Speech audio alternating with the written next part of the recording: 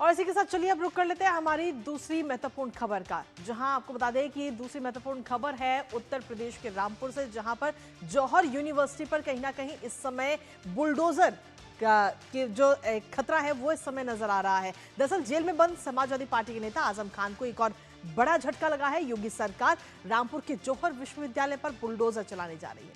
दरअसल रामपुर विकास प्राधिकरण ने यूनिवर्सिटी परिसर में बने 40 बिल्डिंग में से 38 भवनों को बिना स्वीकृत मानचित्र के निर्मित और अवैध निर्माण मानते हुए उनके ध्वस्तीकरण का यह आदेश दे दिया है।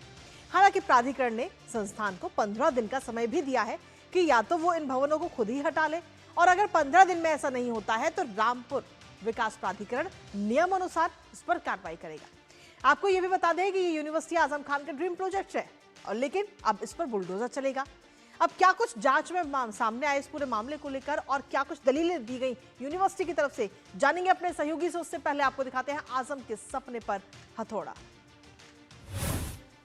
तो आजम के सपने पर यह हथौड़ा चलता हुआ नजर आ रहा है, क्योंकि इस समय अगर हम देखें तो 15 दिन का समय दिया गया है। जौहर यूनिवर्सिटी पर बुलडोजर ये एक्शन इस समय अब लिया जाएगा। हालांकि 15 दिन का समय दिया गया। दरअसल कुल 40 बिल्डिंग है इसके अंदर। अब 40 में से सिर्फ 2 का ही नक्शा पास है।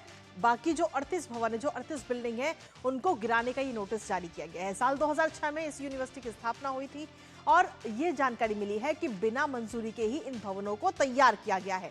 38 भवन जो है वो बिना मंजूरी के हैं, बिना नक्शा पास कराए हुए हैं, और 40 में से सिर्फ 2 भवन ऐसे हैं जिनका नक्शा पास कराया गया। अब यूनिवर्सिटी प्रबंधन को इसको लेकर के नोटिस जारी किया गया।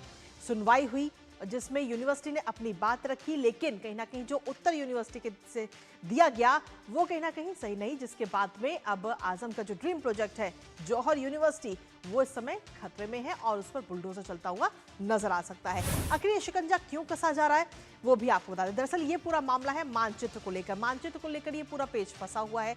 40 भवनों में से मात्र 2 भवन के ही नक्शे पास है, और बाकी जो 38 भवन है, जो 38 बिल्डिंग है, वो बिना इजाजत के ही निर्माण की गई, बिना नक्शा पास कराए निर्माण की गई। साल 2024 की अगर हम बात करें तो 2024 में रामपुर डेवलपमेंट अथॉरिटी के दायरे में ये पूरा क्षेत्र आया था। उससे पहले पंचायत के दायरे में ये पूरा क्षेत्र था, और जब जांच हुई रामपुर डेवलपमेंट अथॉरिटी की तरफ से, तो जांच में 1 नहीं 2 नहीं बल्कि कई सारी बड़ी अनियमितताएं पाई गई, जिसके बाद प्रशासन ने यूनिवर्सिटी को नोटिस जारी किया। नोटिस देकर के जवाब मांगा गया, लेकिन जब जवाब यूनिवर्सिटी ने दिया तो वो संतोषजनक नहीं था। संतोषजनक उत्तर जब नहीं मिला तो उसके बाद में अब ये कार्रवाई की गई। धारा 27(1) के तहत ये एक्शन लिया जाएगा और अवैध निर्माण हटाने का आदेश भी इस समय जारी कर दिया गया है। हालांकि आपको ये भी बता दें कि 15 दिन का समय भी दिया गया है कि 15 दिन में या तो इन भवनों को खुद ही तोड़ दें, वरना बुलडोजर कार्रवाई की जाएगी। आखिर इस पूरे मामले को लेकर रामपुर के जो जिलाधिकारी हैं, जो डीएम है, उनकी तरफ से क्या कुछ कहा गया है वो भी आपको बताते हैं। जौहर यूनिवर्सिटी में 40 भवनों का निर्माण किया गया था, जिसमें से मात्र 2 ही भवन ऐसे हैं जिनका मानचित्र स्वीकृत है। शेष 38 जो भवन है बिना मानचित्र स्वीकृत कराए बनाए गए थे। इस प्रकार से इसको अवैध निर्माण पाया गया। कुल मिला के 40 भवन वहाँ पे पाए गए हैं, जिसमें से 2 का मानचित्र स्वीकृत कराया गया है। 38 भवन अवैध पाए गए हैं। और इसी पर ताजा अपडेट ले लेते हैं। हमारे साथ में हमारे सहयोगी विकास जुड़ गए हैं। विकास, रामपुर डेवलपमेंट अथॉरिटी की तरफ से ये नोटिस जारी किया गया था, आखिर विश्वविद्यालय की तरफ से क्या कुछ दलीलें रखी गई जो संतोषजनक नहीं पाई गई? विकास, देखिए, विश्वविद्यालय की तरफ से सबसे बड़ी बात ये कही गई थी, क्योंकि उस समय वहाँ पर प्राधिकरण नहीं गठन किया गया था, इसलिए उन्होंने नक्शे नहीं बनवाए हैं। लेकिन सबसे बड़ी बात थी, जब मामले की सुनवाई हुई, जो जिलाधिकारी ने बताया है कि 40 में से 2 भवनों के नक्शे तो उन्होंने बनवाए थे, लेकिन 38 के नहीं बनवाए थे। और यही कुछ चल रहा था उस समय, जब आजम खां की तूती बोलती थी और जो चाहते थे वो होता था, जैसा चाहते थे रामपुर में वैसा होता था। और इनका रुसूख तो पूरे प्रदेश में था। कहा ही जाता था कि उत्तर प्रदेश में समाजवादी पार्टी के समय कितने कितने मुख्यमंत्री हैं।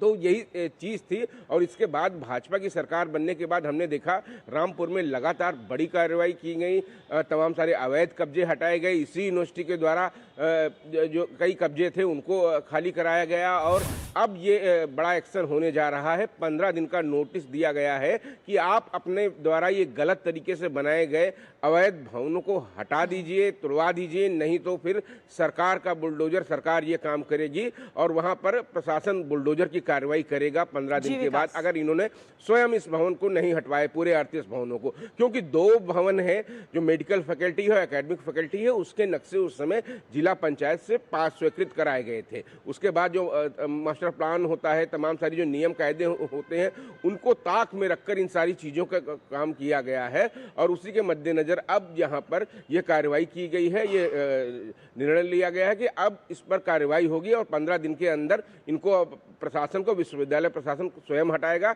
नहीं तो बुलडोजर का एक्शन होगा वहाँ पर।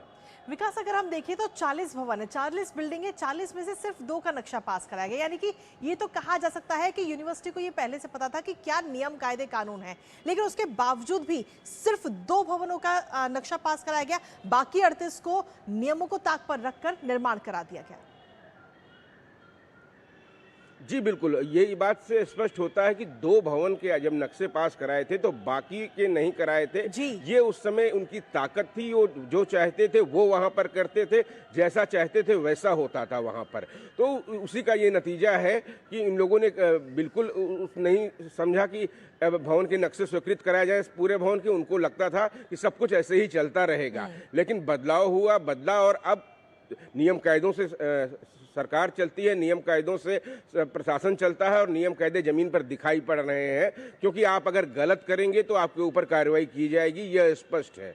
जी चलिए, बहुत बहुत शुक्रिया विकास, तमाम जानकारी और अपडेट्स साझा करने के लिए हमारे साथ।